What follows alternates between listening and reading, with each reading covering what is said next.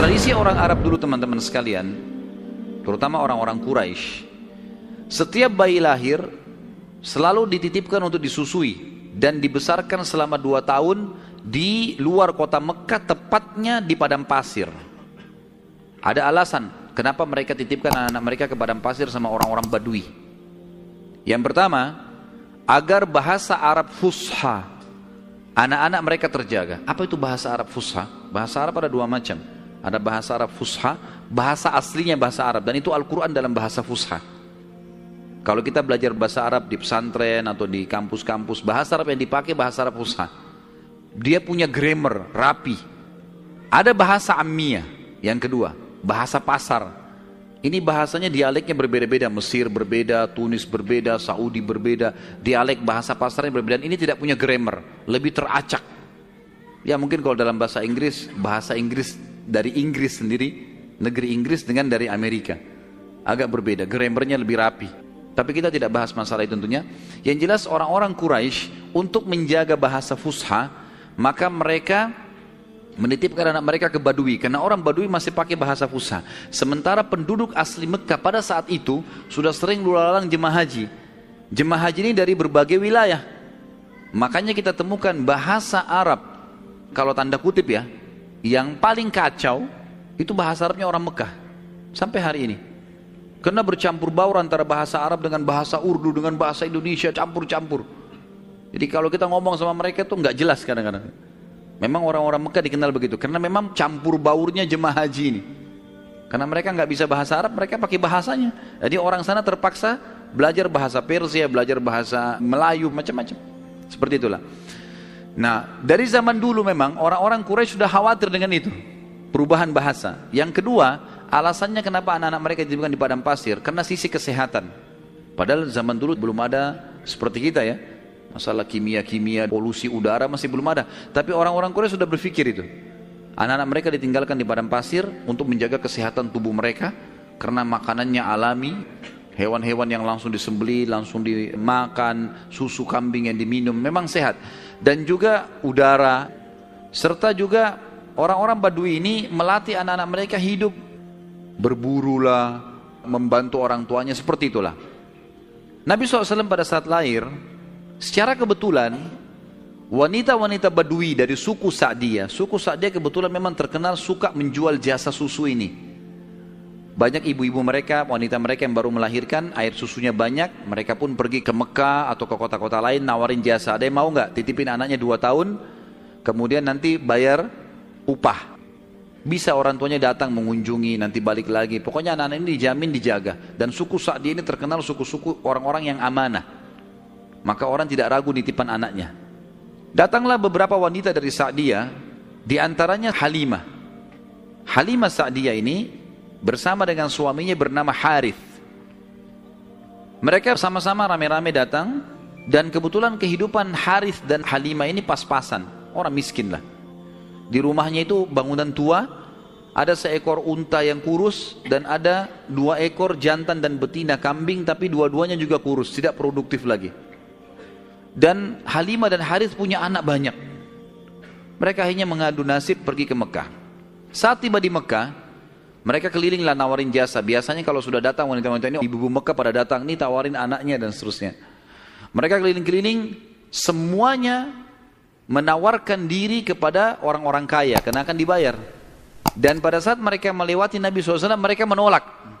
Karena pada saat itu, mereka tahunya Nabi SAW tidak memiliki ayah. Abdullah meninggal waktu umur 6 bulan. Siapa yang mau tanggung nih? Abdul Muttalib waktu itu betul Raja Mekah, tapi Abdul Muttalib ini sibuk membiayai jemaah haji dan memang tidak bisa.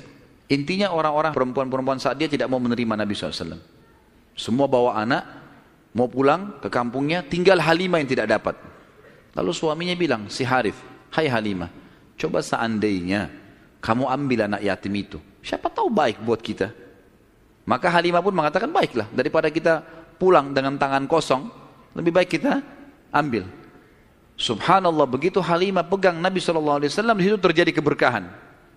Waktu datang ke Mekah, Halimah menunggangi keledai, keledainya kurus sekali, dan selalu lambat di belakang. Sampai teman-temannya Halimah kayak ngolok-ngolok, hai Halimah cepatlah, keledaimu melambatkan kami.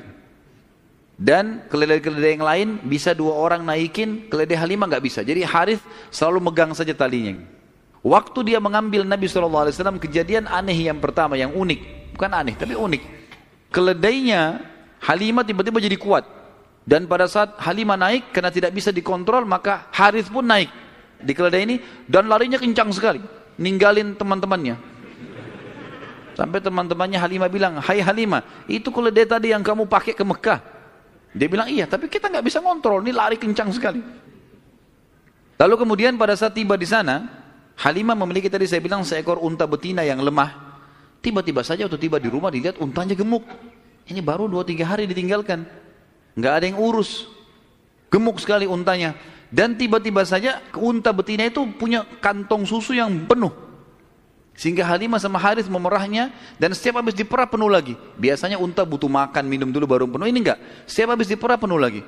Dia minum dengan istrinya, si Harith ini dengan Halimah minum, kemudian anak-anaknya, dan bahkan sempat dibagi-bagi ke teman-temannya, tetangganya, karena penuhnya. Setiap diperah, kasih lagi, penuh lagi, begitu terus. Kemudian 2 kambing, jantan dan betina yang kurus juga tadi, tiba-tiba gemuk, dan tiba-tiba betinanya hamil dan punya anak. Dan akhirnya menjadi banyak.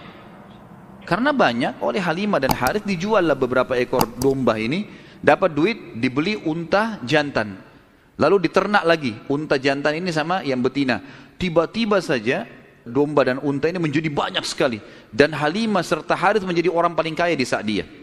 Sampai akhirnya Halimah tidak butuh lagi untuk mengambil anak-anak yang disusui. Berkah luar biasa.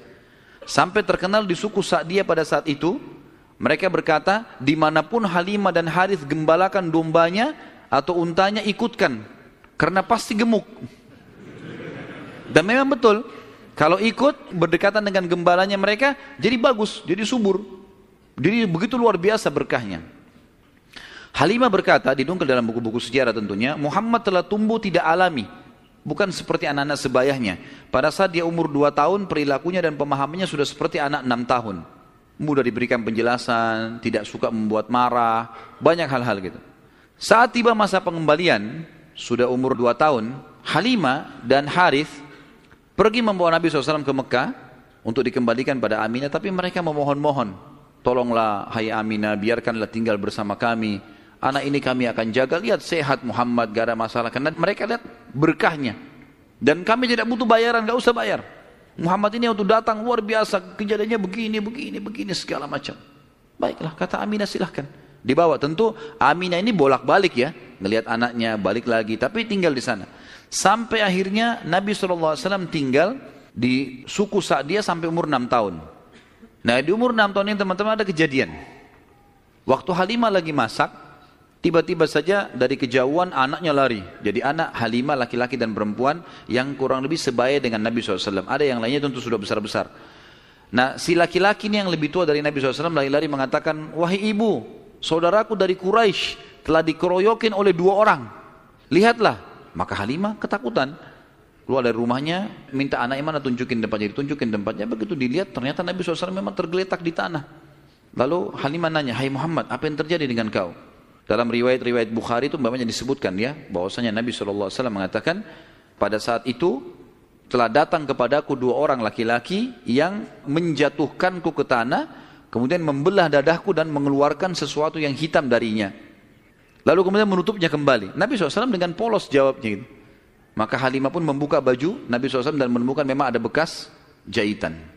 Karena ketakutan, akhirnya Halimah bersama Harith membawa pulang Nabi SAW ke Mekah. "Hai Aminah, ini anakmu, ini masih sehat ya, utuh, nggak ada apa-apa, ambillah kembali." Aminah kaget, "Kenapa kalian kembalikan? Dulu kalian yang ngotot mau tahan, kenapa sekarang mau mohon supaya diambil kembali?" Akhirnya kena terdesak, mereka bilang, "Ada kejadian begini dan begitu."